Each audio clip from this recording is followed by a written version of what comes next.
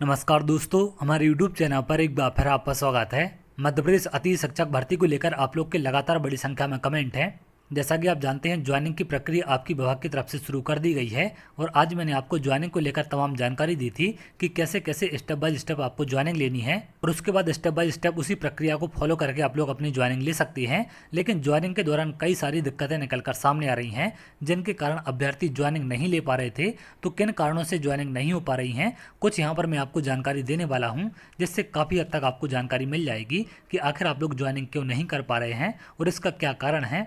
इसके साथ साथ कुछ अभ्यर्थियों के कमेंट हैं कि सर, हमने पिछले सत्र में पढ़ाया है, उसके बाद भी हम ज्वाइनिंग नहीं ले पा रहे हैं। हमारे उसमें लिखा आ रहा है कि आपने पिछले सत्र में नहीं पढ़ाया है, आखिर ऐसा कैसे हो सकता है। तो एक एक करके इन सब के बारे में आगे हम बात करेंगे।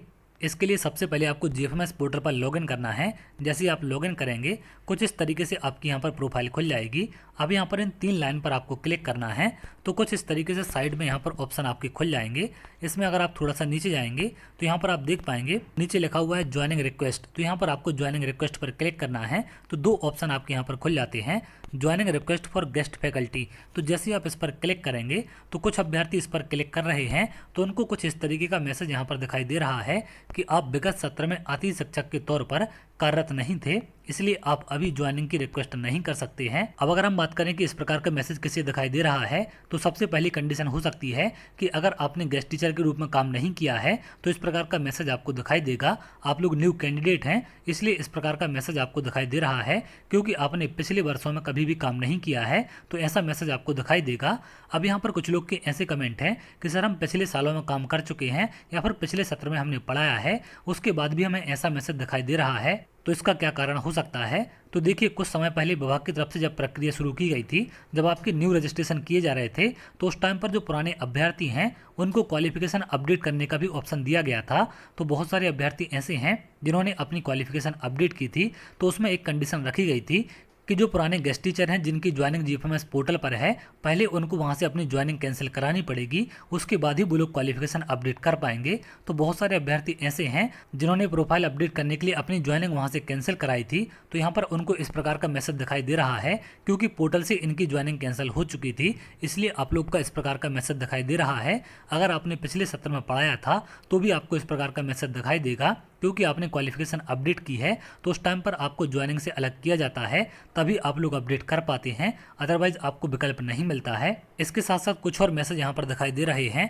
जैसा कि आप यहाँ पर देख पा रहे हैं, कुछ अभ्यर्थियों को ऐसे मैसेज दिखाई दे रहे हैं जैसे वो ज्वाइनिंग ऑर्डर मैनेजमेंट में जाते हैं, शाला प्रभारी संकुल प्राचार्य द्वारा विद्यालय स्तर पर तैयार ऑनलाइन मेरिट सूची में आपका नाम दर्ज नहीं किया गया है, इसलिए आप ज्वाइनिंग रिक्वेस्ट दर्ज नहीं कर सकते हैं। तो जब पैनल अपडेट किए गए हैं तो वहां पर इस प्रकार की भी दिक्कतें निकलकर सामने आ रही हैं कि पैनल में आपका नाम ही शामिल नहीं किया गया, इसलिए आपको यहाँ पर ज्वाइनिंग नहीं मिल पाएगी। तो ऐसी गलतियां भी प्राचार्यों के द्वारा की जा रही हैं, जिसके चलते भी अभ्यर्थी ज्वाइनिंग नहीं ले पा रहे हैं। इसके साथ साथ कुछ और कारण हैं। शासन के निर्देशानुसार आपके पिछले सत्र का परीक्षा परिणाम 30% से कम होने पर वर्तमान वर्ष हेतु आपको ज्वाइनिंग नहीं दी जा सकती है। तो अगर आपके स्कूल का परीक्षा परिणाम 30% से कम है तो भी आपको ज्वाइनिंग नहीं दी जाएगी। इसको लेकर पहले आदेश आपके जारी हो चुके हैं। तो ज्वाइनिंग के दौरान ऐसे तमाम कारण देखने मिल रहे हैं जिनके चलते अभ्यर्थी ज्वाइनिंग नहीं कर पा रहे हैं। इसमें सबसे मेन कारण है पहला वाला, जो मैंने आपको बताया है कि अगर आपने पिछले सत्र में काम किया है और अगर आपको इस प्रकार का मैसेज दिखाई दे रहा है, इसका मतलब है कि हो सकता है आपने क्वालिफिकेशन अपडेट की हो, तो उस टाइम पर गेस्ट टीचर पोर्टल से आपको रिलीव किया गया हो, तभी ऐसा मैसेज आपको दिखाई दे सकता है, अदरवाइज इसकी कोई भी संभावना नहीं है।